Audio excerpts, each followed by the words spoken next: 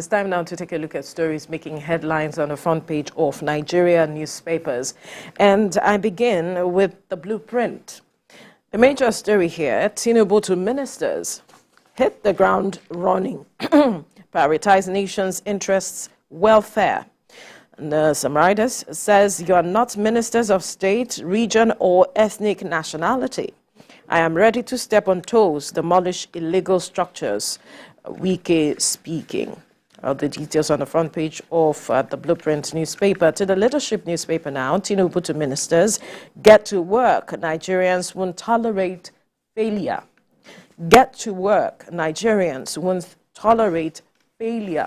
Details on the front page of the leadership newspaper.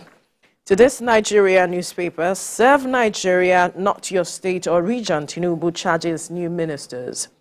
Serve Nigeria, not your state or region, Tinubu charges new ministers. You'll find all the details on the front page of this Nigeria newspaper. And to the front page of the Nigeria News Direct, Tinubu's ministers reel out plans, promise to deliver. Tinubu's ministers reel out plans, promise to deliver. A writer here says, as President Tinubu charges ministers to deliver on promises, be accountable. All the details on the front page of the Nigerian News Direct newspaper. To the Nation newspaper now, how we will implement Tinubu's agenda by ministers. How we will implement Tinubu's agenda by ministers. And a writer here says cabinet members lay out priority areas. All the details on the front page of the Nation newspaper. Ibrahim? Right, Daily Trust is first with me here. It says stakeholders set agenda as ministers assume office. Illegal houses will go. That's Honorable Minister Wike. I won't lie to defend government. That's Idris there. I'll hold you responsible.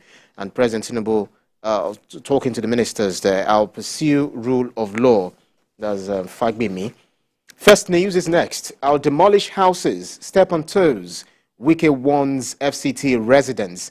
Says all illegal structures in Abuja must go down regardless of ownership. All illegal structures in Abuja must go down regardless of ownership. That's Nyesom Wike. Daily Times is next. I'll step on toes, demolish buildings no matter who owns them. Wike vows. That's the Daily Times there. The Punch newspaper is next. Abuja land. Federal government may revoke land allocations, demolish 6,000 buildings, slums.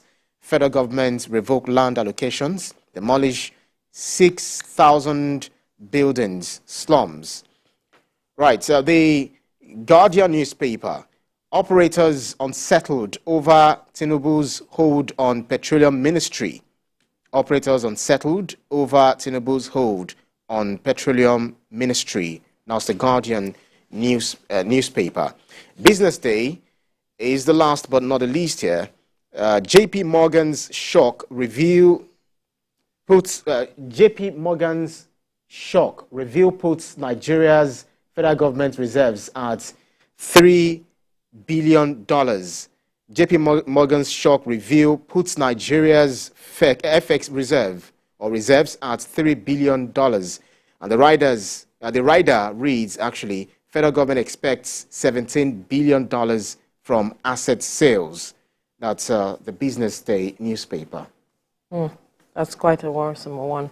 All right. But let's look at this story that is almost on all the papers this morning, talking about the ministers swearing an oath of allegiance to the Federal Republic of Nigeria and the president's statement to them about hitting the ground running, and that they have an obligation to restore faith in government.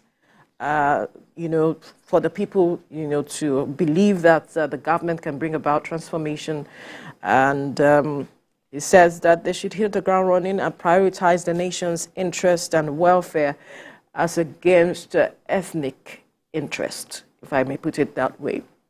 He said so many things that were key I think were necessary because after the election, we recall that how the nation was divided, especially with regards to ethnic lines. There was this ethnic profiling, before the religious election, profiling, even before the election, during and afterwards. And it was interesting to hear that he was saying these things means he understands what is going on. And the aspect of restoring faith is also a key word that he used, and the aspect of accountability. Right. I was, happy that he mentioned those words because the matter of accountability has been a conversation that a cross-section of Nigerians have been speaking to, that we do not have a system that holds people to account as it is.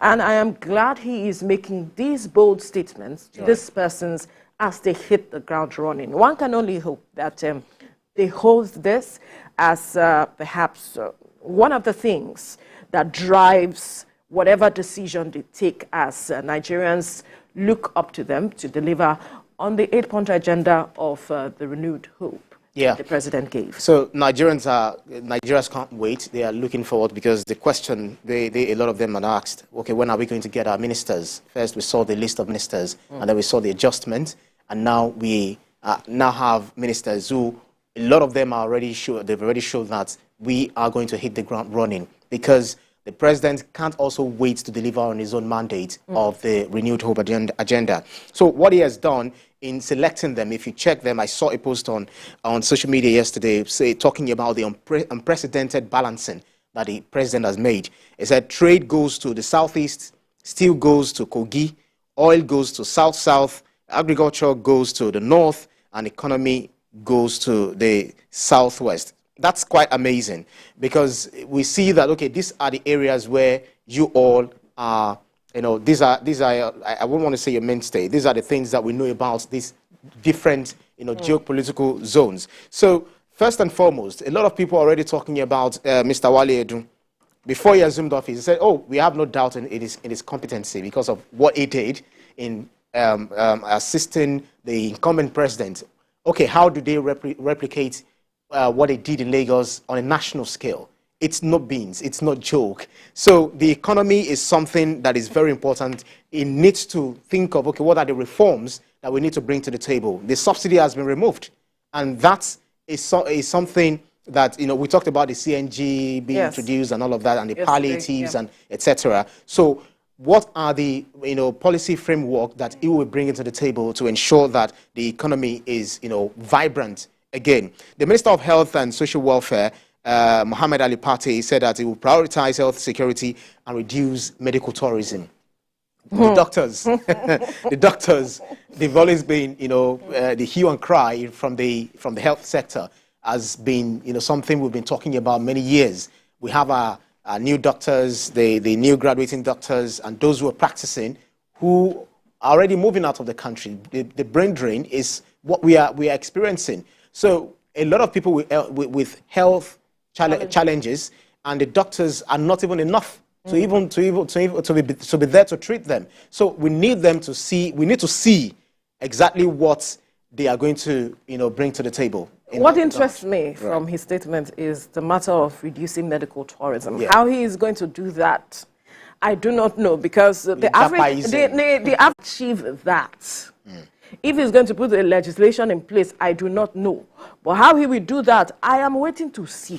I am waiting to see. It's a whole lot of work. It's a lot. It's a lot because this matter of medical tourism is something that Nigerians have been talking about. You can see, you imagine you have a governor who says he established a hospital in his state and all of that, but he's not using it. He still goes outside the country to get treatment. Yeah, right. Why? That's the question. So if he is saying this is one of his agenda, I'm happy to hear, but I want to see how he will achieve that to bring it to the barest minimum.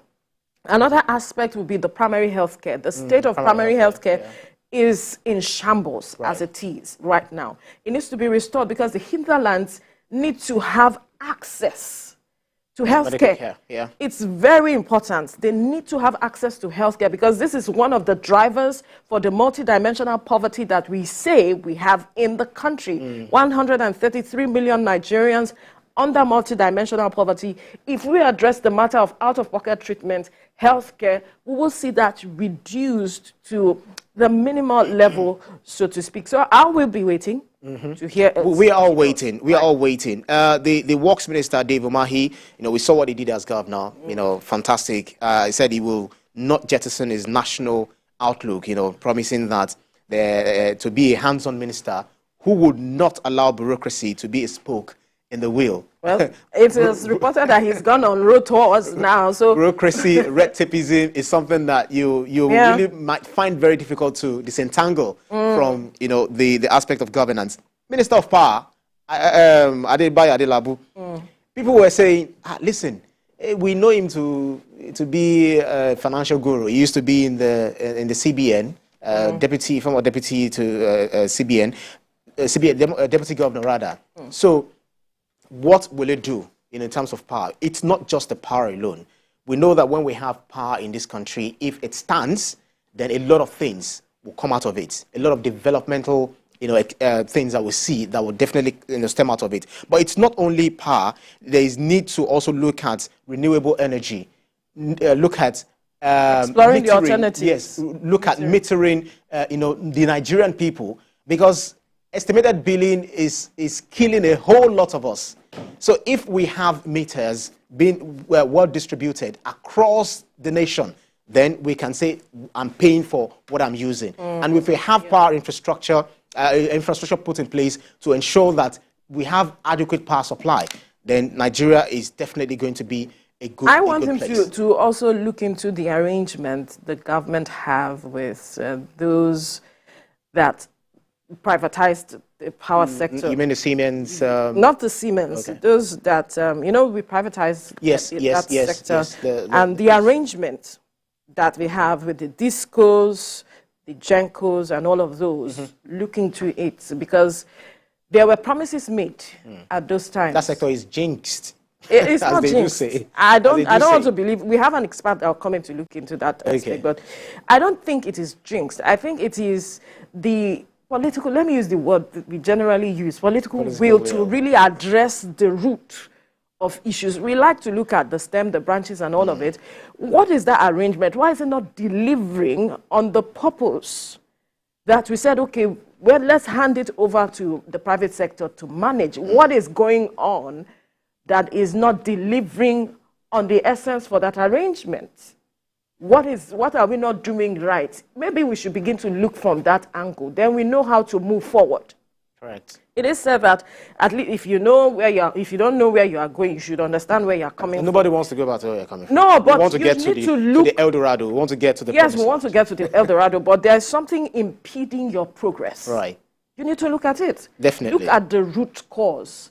If you need to step on if toes, some things like need BK to be is reversed, saying, they should reverse them. Maybe if you have the guts to do that, because so it did not come to you as a shocker. The Minister of Solid Minerals, Dele Alake, they said the president specifically sent him to that ministry.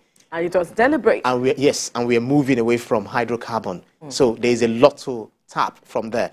If we are moving away from hydrocarbon, everyone is talking less of oil, let's do renewable energy, then solid minerals should be, another sector where we can generate a lot of revenue for this country. Absolutely. And it needs someone who is trustworthy. So what he was saying essentially is that I'm trusted by Mr. President. So Mr. President believes in my capability that I can definitely deliver on this. So all eyes are on him. Nigerians are looking at him. They're looking forward to, Mr. Dele Alake, the Honorable Minister, and all other ministers, that what exactly they are going to bring on the table. There is no time. In 6 months, a year max, we want to see that's why there's been the turnarounds. conversation of the president giving them KPIs and KPAs. Yeah. Key performance index and key performance action. So now that they are beginning to speak, okay, we will do this, Nigerians then should hold them to their words. This is where accountability comes. Yes. Put them on their toes. You said you were going to do this. You said you were going to reduce medical tourism. You said you were going to make power accessible and affordable. You said this, you said that. Yeah. So let's, as Nigerians, we have a responsibility. This is a democracy. We cannot just fold our arms and say, oh, we do not trust government, we do not do this, we do not do that. If you are not playing your role, things will continue the same way, and you cannot get a different result. That's right. So it is high time we awake from our laid-back attitude with regards to what government does. We now have people holding portfolios, and they have spoken that they are delivering. This is what they intend. I love the fresh of. The breath of fresh air that we saw yesterday. I saw the action. I saw people who are willing. And if you check their profile, they've got a lot to show. It's beyond profile. It's beyond what you say. People will say talk is cheap. Right. It's about action. Your actions speak louder than the words you spoke to me. So it is the action that you take that will determine that, yes, you are doing something. Do you remember other ministers of the previous governments? There are some ministers that Nigerians do not remember as it is. Veronica, so we also need to... If they need to sit up and write their name in gold, then they need to take action. We also need to speak to the aspect of the National Assembly, how they need to, how they are going to, help them, because it's not enough for them to have, blueprints, to have a framework. This is what we want to do. This is what we want to bring to the table. If the National Assembly doesn't help them in terms of budget preparation, appropriation. Right. That's why we have committees. Yes. The National Assembly. So the budget padding, etc. So they need to also help them to get these jobs done. We need to leave the conversation here now. Coming up.